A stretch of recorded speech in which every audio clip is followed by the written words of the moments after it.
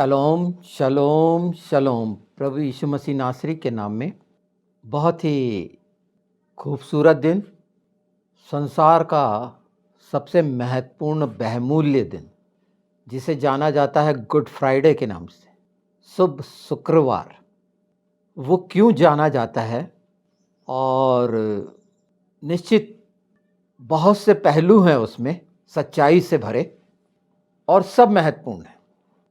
पर आज मैं जो शुरू कर रहा हूं, उस प्रेम के लिए जिसे कहा गया है कि परमेश्वर प्रेम है, वो प्रभु यीशु ने एक मनुष्य बनकर कैसे पूरा किया, प्रेम को साबित करा। वचन में प्रेम के बारे में क्या क्या है आप सब जानते हैं, और सर्वोपरि ठहराया गया है प्रेम सब बातों में। और वो क्यों सर्वोपरि है, सर्वोत्तम है, सर्वश्रेष्ठ है, इसे हम वचन के द्वारा अर्थात पवित्र शास्त्र जो हमें दिया गया, उस प्रेम को कैसे प्रकट किया गया। और ये इसलिए ज़्यादा महत्वपूर्ण बन जाता है क्योंकि ये आत्मा से जुड़ा हुआ है। भावनात्मक प्रेम, शरीर का प्रेम एक अलग बात है, पर उसमें भी कितना लगाव और खिंचाव है, वो सच झूठ जो भी हो सकता है।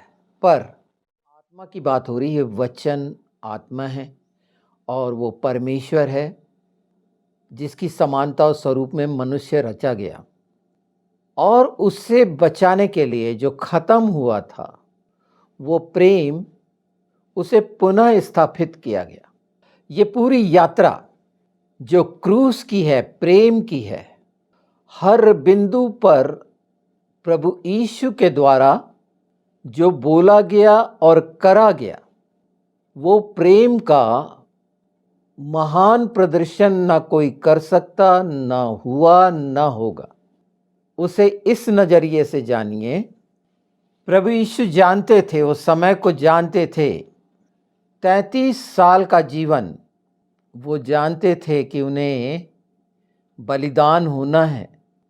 वो जानते थे मौत पर विजय मुझे पाना है। मनुष्य बनकर वो तमाम तकलीफ़ों को जानते थे जो उनके ऊपर आई, और ये 3 साल का जो विवरण हमारे पास है, 3.5 साल का, उसे तो हम एक हिस्सा समझें। पहला, जब पवित्र शास्त्र में 8वां दिन जो था वो उनके खतने का था, और वहाँ पर वो बातें पूरी हुई जो जिसके लिए वो रखे हुए थे। देख लेते हैं उससे। पहली घटना जो हम लूका में देखते हैं 2 अध्याय में, तो सिमोन जो था एक भक्त था, धर्मी था, और पवित्र आत्मा के अनुसार लाया गया, क्योंकि ठहराया गया था कि जब तक वो मसीहा को ना देख ले, उद्धारकर्ता को ना देख ले, उसकी मृत्यु नहीं होगी। और वो अंगीकार करता है। इसे पढ़िएगा, लूका 2 बहुत आवश्यक है पढ़ना, कि हम जाने प्रेम की सच्चाई। जो मैं कह रहा था कि 33 साल से वो सारी पीड़ा, वेदनाएं, तकलीफ़ें प्रभु यीशु मनुष्य बनकर सह रहे थे। वो पहले से जानते थे ना, इस ओर ध्यान नहीं जाता कि अंदर अंदर उन सब बातों को सहना, ये जानते हुए कि मेरे साथ कैसा कैसा दुर्व्यवहार ये लोग करेंगे, कैसा कैसा शैतान के द्वारा मुझ पर किया जाएगा, वो पहले से सब जानते थे। और जब वो पहले से जानते थे तो आप कल्पना नहीं कर सकते। सोचिए, जिसे पहले से थोड़ा सा पता हो जाए कि अब उसकी मृत्यु इतने दिन में हो जानी है, उसका क्या हाल होता होगा अंदर। एक मनुष्य क्या हो जाता होगा। मतलब कितना निराश, उदास, जो आपके पास इसके लिए उपयुक्त शब्द हैं, कितना कमज़ोर कर देते हैं पूरे अस्तित्व को ये बातें, जब हमें पता चल जाए किसी बीमारी के द्वारा। यहाँ तो प्रभु यीशु को मालूम था, पर सहना था। जीवित हो जाना, मौत पर विजय हो जाना, इसलिए तो प्रभु ने कहे पुनरुत्थान और जीवन मैं ही हूँ। ये एकाट्य सच है। पर प्रेम को जानने का नजरिया तमाम शंका और संदेह से कैसे दूर करता है। वहां वाद विवाद और कुछ भी नहीं रखता, वहां ज्ञान से कोई लेना देना नहीं। विश्वास की पराकाष्ठा है वो प्रेम। वहां किसी चीज को सीखने की भी जरूरत नहीं होती, वो अपने आप आज्ञा पालन करने लगता है। वो हर चीज के लिए गंभीर, जो भी जिससे प्रेम करता है तो वो उसके लिए कितना उत्तरदायी हो जाता है, चिंता करता है। हर चीज से अलग अलग हटकर सिर्फ वहां पर केंद्रित रहता है। ये मैंने सिमोन का बताया। अगर हम सिमोन का देखते हैं तो उस समय जो वो भविष्यवाणी कर रहा है आत्मा में भरकर, जो यशायाह 59 में ये पाई जाती हैं, पर जो मुख्य बात कही कि प्रभु यीशु के विरोध में होंगे, ये मरियम सुन रही थी। उसे कैसा लगा होगा कि जो प्रभु ने मुझे दिया है उसे क्या क्या सहना है, हर जगह उसका विरोध होगा। मैं पढ़ देता हूँ, एक महत्वपूर्ण अंश है ये, 2:34। तब सिमोन ने उनको आशीष देकर उसकी माता मरियम से कहा, देख, वह तो इज़राइल में बहुतों के गिरने और उठने के लिए एक ऐसा चिन्ह होने के लिए ठहराया गया है जिसके विरोध में बातें की जाएंगी, वरन तेरा प्राण भी तलवार से आर पार छिद जाएगा। इससे बहुत हृदयों के विचार प्रकट होंगे। जो लोग ये सब जान रहे हैं, मरियम जान रही हैं, प्रभु यीशु वो जानते थे और वो काम तो बताए ही नहीं गए, पर मालूम था। माँ भी जान रही है। हन्ना वहाँ पर 2 गवाह हैं, शानदार गवाह। सिमोन एक मनुष्य, वो जो धर्मी है और पवित्र आत्मा के द्वारा वहाँ उपस्थित हुआ और वचन की वो सच्चाई को प्रकट करने वाला उस मंदिर में पहला व्यक्ति, और उसका साथ देने के लिए हन्ना, जो 84 वर्ष से उपवास प्रार्थनाएं कर रही थी। 2 कैसी शानदार गवाहियां हैं। इस ओर मैं आपका ध्यान दिलाना चाहता हूं, इसलिए 2 की गवाही मानी जाएगी। पर हाँ, अब हम इससे आगे चलते हैं। ये जान रहे हैं कि माँ को भी मालूम है और ये सब बातें वैसी ही हुई जैसी पवित्र शास्त्र में लिखी हैं और कही गई पवित्र आत्मा के द्वारा। अब जब 12वें वर्ष में, फिर हम आगे चलेंगे तो 12वें वर्ष में प्रभु उनके साथ फिर मंदिर में आया 12वें वर्ष, और फिर उसके बाद मंदिर में आया, मतलब यरूशलेम में आए। ये नासरत में रह रहे थे ना, इसलिए तो प्रभु यीशु मसीह नासरी कहलाए। नासरत का मतलब होता शाखा, डाली, बैतलहम की डाली, रोटी के घर की डाली। तो जब वापस हुए तो प्रभु यीशु को नहीं पाया, तो सोचे, अंदाज लगाया आगे निकल गया होगा, पर देखे कि एक दिन का पड़ाव लिखा हुआ है इसमें। फिर वापस हुए ढूंढते हुए यरूशलेम, तो प्रभु यीशु वहाँ पर उन लोगों से प्रश्न और जवाब, लोग आश्चर्यचकित कि ये कैसे जानता है। तो वही मैं कह रहा हूँ, वो जो सब कुछ जानता है, वहाँ पर प्रभु यीशु ने अपनी माता को जो जवाब दिया वो सबसे महत्वपूर्ण है शुरुआत के लिए, और वो था 2:50। लूका रचित सुसमाचार 2:50। परंतु जो बात उसने उनसे कही उन्होंने उसे नहीं समझा। क्या बात कही? तो पीछे चल दे लेते हैं, देख लेते हैं 49 में। नहीं समझ में आई। असाधारण लोग थे वो। मरियम असाधारण थी, यहूदी वैसे ही असाधारण, जो परमेश्वर की निज कौम है, निज प्रजा है, जो सब परमेश्वर के साथ सीखे हुए हैं। उनके बच्चे, आज के बच्चे भी तोरह को जिस रीति से जानते हैं दूसरा नहीं जानता। हाँ, प्रकाशन एक अलग बात है, मैं यहाँ उस हिस्से को नहीं, पर बुद्धिमानी में उनकी मिसाल नहीं है। परमेश्वर ने दिया उनको बुद्धि और प्रवीणता। प्रभु यीशु के द्वारा हम पाने के हकदार होते हैं और बहुतों ने पाया है, वो प्रकाशन और काम कर रहे हैं निश्चित। तो 49 में क्या कहा गया वो ध्यान देना जरूरी है। उसने उनसे कहा, तुम मुझे क्यों ढूंढते थे? क्या नहीं जानते थे कि मुझे अपने पिता के भवन में होना अवश्य है? ये अवश्य है, निश्चित है, मुझे अपने पिता के भवन में होना अवश्य है। एक बेटा यही तो चाहता है, जो उसकी संतान है, बेटा है, जो मसीह है, क्रिश्चियन है, उसकी पहली प्राथमिकता क्या है कि उसको परमेश्वर के भवन में होना अवश्य है। तुम क्यों मुझे ढूंढ रहे हो? यहाँ से शुरू हुआ वो सब कुछ। मैंने वो हिस्सा बता दिया कि सब कुछ जानते हैं प्रभु यीशु, और वो 33.5 साल का सफ़र, असाधारण सफ़र, हर दिन के उनके कार्य, वो तो साफ साफ देख रहे हैं उतने सालों से कि क्या क्या होगा।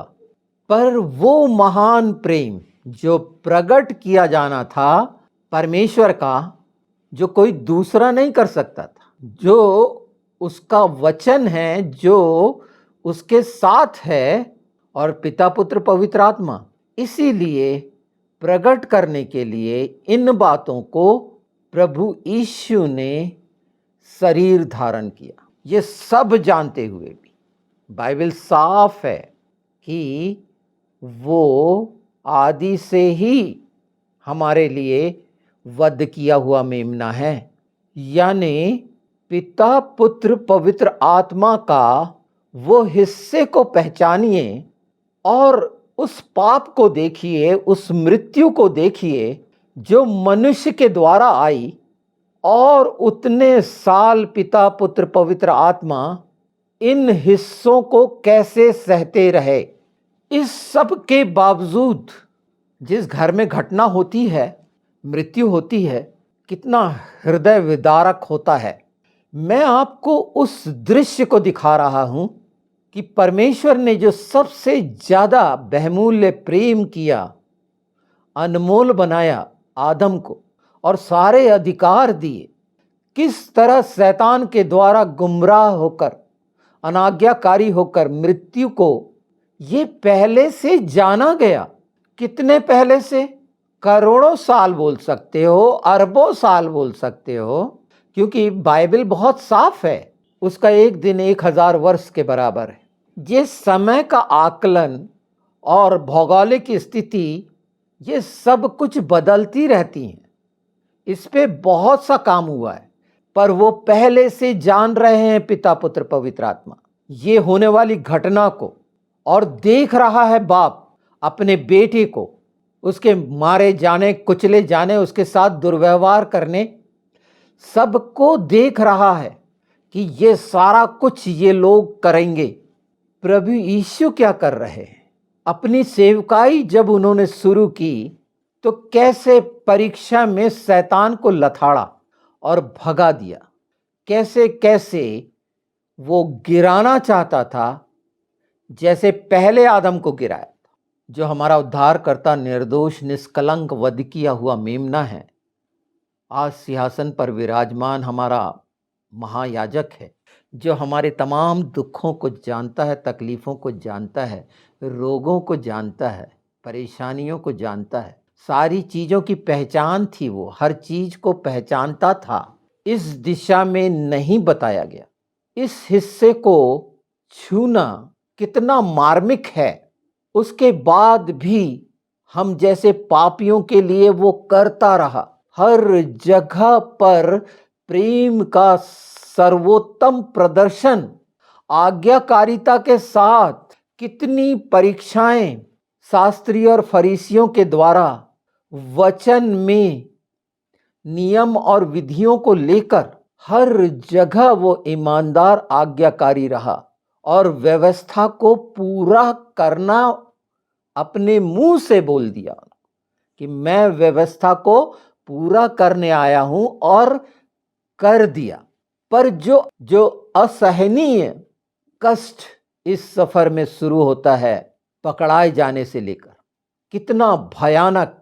हम सिर्फ पढ़ के निकल जाते हैं गैतसमनी, वो हिस्सा जो गैतसमनी का मतलब होता है जहां पर जैतून कुचली जाती थी। वहां पर देखोगे एक वो पुराने जमाने का, और गधा वो चारों तरफ चला के वहां पर उसका तेल निकाल, वो कुचला जा रहा है, वहां पर पूरा पाप बन गया है।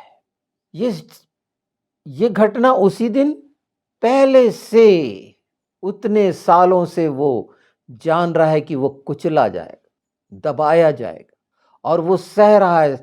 इसीलिए कहा गया है आत्मा तो तैयार है पर शरीर निर्बल है। बहुत से संदेश प्रचार सुनते हैं। याद रखिए कि हमें अपने पिता के भवन में होना अवश्य है, और इसीलिए तो प्रभु यीशु ने अपना प्राण दिया कि हम हमेशा उसके भवन में हों। मैं ये सांसारिक भवन की बात नहीं कर रहा, मैं वो स्वर्गीय जो है बिल्कुल निश्चित जहां वो है, उसका वादा सच है। प्रेम के प्रमाण दे रहा हूं मैं, जो पवित्र शास्त्र में है कि प्रेम में क्या क्या सहा, वहां पर क्या हाल हो रहे थे। हमारे पापों के लिए वो कुचला जा रहा था। शैतान क्या कर रहा था, वो क्रूस तक पहुंचने ही नहीं देना चाहता, वहीं समाप्त कर देना चाहता था। इन सच्चाइयों के साथ अगर वाकई में उससे प्रेम रखते हैं हम पूरी ईमानदारी और सच्चाई से, और अपने मुंह से कह सकते हैं कि मुझे अपने पिता के भवन में रहना अवश्य है, और अब तो जो मनुष्य नहीं कर सकता था, प्रभु यीशु ने उसे पूरा कर दिया। हर वचन, हर बात प्रभु यीशु ने अपना प्रेम प्रमाणित किया, दोष नहीं लगाया, कहीं पर भी दोष नहीं लगाया, किसी पर भी दोष नहीं लगाया, और साफ कह दिया गया है कि मनुष्य जो करता है उस पर दोष वचन लगाए। मनुष्य बनकर उसने दोष नहीं लगाया, मृत्यु सह ली। और वचन कहता है कि जैसे एक भेड़ के बाल काटे जाते हैं और वो चुपचाप खड़ी रहती है, वो सब हो रहा था। ये उसके महान प्रेम का प्रगटीकरण है, जो जानता था कि उसने हमसे कितना प्रेम किया। अपना इकलौता पुत्र देने का मतलब कि उससे जाने कि उसने हमसे कितना प्रेम किया। वो इकलौता पुत्र ने जो वो 3.5 साल का सफर करके हमें दिखाया कि हम उसके साथ साथ हो जाएं, उसके पीछे हो जाएं। और वो कैसे होंगे?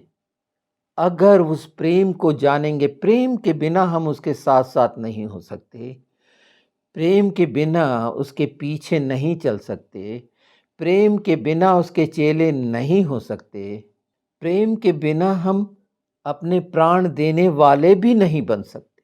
सब बातें जाती रहेंगी। आज जब हम इस प्रेम की वो महानता को पहचाने और इस सफर में हम पहचानते हैं, निश्चित वहां पर जो हो रहा है कि उसने हमारे लिए तमाम पाप अपने ऊपर ले लिए, अपना लहू दे दिया, वो पवित्र लहू जो हमारे लिए असहनीय है, हम नहीं सह सकते। हम तो छोटे से पारिवारिक प्रेम में बेहाल हो जाते हैं, जो माँ बेटे का होता है, भाई बहन का होता है, पति पत्नी का होता है। कितना कष्टदायक होता है विरक्ति, अलग होना। वो थोड़े देर के लिए अलग नहीं हुआ पिता, जहां कहा गया एली एली सबक्तनी। मैंने इसमें बताया है, बख्श रहा था बाप उसको। यीशु चीख रहा था कि मुझे फंसा क्यों नहीं होने दे रहा। लोगों ने क्या समझ लिया? सबक्तिनी को क्या समझ लिया? अज़बक्तनी मैंने बोला है इसमें? नहीं, नहीं। उस प्रेम को उस ऊंचे स्तर पर आत्मा पहुंचाता है। सब कुछ कुर्बान कर देता है मनुष्य। ईमानदार आज्ञाकारी अपने आप हो जाता है। नम्र और दीन और भलाई करने वाला अपने आप हो जाता है। उसके प्रेम को पहचान ले। वो क्रूस की मृत्यु, जो क्रूस है, वो प्रेम का महान प्रतीक है। इन हिस्सों को नहीं छुआ गया। 7 वाणियां बता देना, पूरा पवित्र शास्त्र उसकी वाणी में इनकार नहीं करता। वहां पर भी जब बेइंतहा कष्ट, कुछ बाकी नहीं था, शरीर की चमड़ी उधड़ी हुई थी, सारा कुछ भी नहीं, मेरे कारण सह रहा था। आपका बोलना चाहिए, मेरे कारण सह रहा था उस क्रूस पर, मेरे पाप के कारण सह रहा था। और सिर्फ उसी दिन सह रहा था?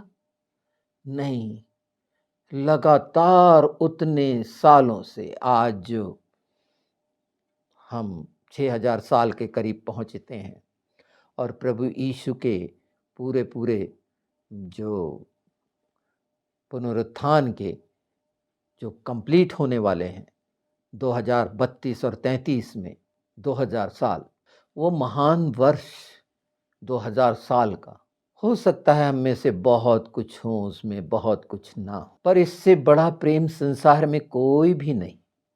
प्रभु यीशु के प्रेम को, पिता के प्रेम को, पवित्र आत्मा के प्रेम को लोगों ने अच्छे से जाना ही नहीं। सिर्फ कह के हट गए कि परमेश्वर प्रेम है। उसकी अनुभूति नहीं ले सके अपने जीवन में। वो अनुभूति का एहसास पवित्र आत्मा के द्वारा जब आत्मा में उसकी प्रेरणा से प्रेरित हो जाएगा, हर चीज नई हो जाएगी। क्योंकि वो लहू मिल चुका हमें, वो नाम मिल चुका हमें, जिसमें सारी सामर्थ है, जिसकी तमाम अधीनता में हर चीज है, सब चीजों की कुंजियां जिसके हाथ में है, जो राजाओं का राजा, प्रभुओं का प्रभु है। वो पहले से था, पर मनुष्य बनकर उस जगह, वो मुकाम हासिल किया और हमें वो मृत्यु के बंधन से दूर कर दिया, हमारी आत्मा को जीवित कर दिया। अपने लहू, अपने प्राण देने के द्वारा तमाम पाप और मृत्यु को हमारे जीवन से खींच लिया, मरे हुए जीवन से, और अपना पवित्र आत्मा हमें दे दिया कि वो प्रेम को पहचाने। और वो दृश्य, सब चीजें जब सामने होंगी, हर बात में आप चाहे कुछ जानते भी ना हो तो भी पिता पुत्र पवित्र आत्मा के लिए आज्ञाकारी रहेंगे। वो टूटा हुआ हृदय हो जाएगा, वो कल्पना आ जाएगा, वो आह भरना आ जाएगा, वो सच्चाई से आंसू बहाना आ जाएगा, सांसारिक आवश्यकताओं और दुख के लिए नहीं। कैसे अपनी मां को क्रूस पर बोलता है, ये तेरा बेटा, वहां पर भी कितना महान है, इसको सिर्फ ऐसे कह के बाजू निकल जाते हैं। इतना असाधारण, थोड़ा रुकना चाहिए। कितनी ईमानदारी और सच्चाई से हमको, जो हमारे आसपास हमारे मददगार उसने दिए, एक दूसरे के लिए कितने ईमानदार रहना चाहिए, कितने सच्चे रहना चाहिए। तो क्यों फिर कलीसिया में व्यभिचार होगा? क्यों कलीसिया में कोई टूट फूट होगी? क्यों कलीसिया में, क्यों शैतान का कोई कार्य होगा? जहां प्रभु का जन हो, जहां परमेश्वर का राज्य हो। प्रभु यीशु ने कहे थे कि वो राज्य प्रत्यक्ष नहीं आता, वो तुम्हारे बीच में है। इम्मानुएल, यही तो आया है लूका 2 में भी। और जो आप देखते हैं यशायाह में 7 से लेकर ये 9 और सब में 53, सारी जगह वो तो पूरा प्रभु यीशु को प्रकट करती है। वो इतना विश्वास योग्य है। हम उसके प्रेम में क्या हैं, उस प्रेम को पहचाने हैं। उस महान बलिदान को जब हम क्रूस, गुड फ्राइडे को मनाते हैं, तो क्यों कहते हैं वो दिन कब्र में रखा गया? आपको बता दूं, मतलब दिन जो शुरू होता है, ये दिन और रात की बात नहीं कर रहा, सबत की बात कर रहा हूं।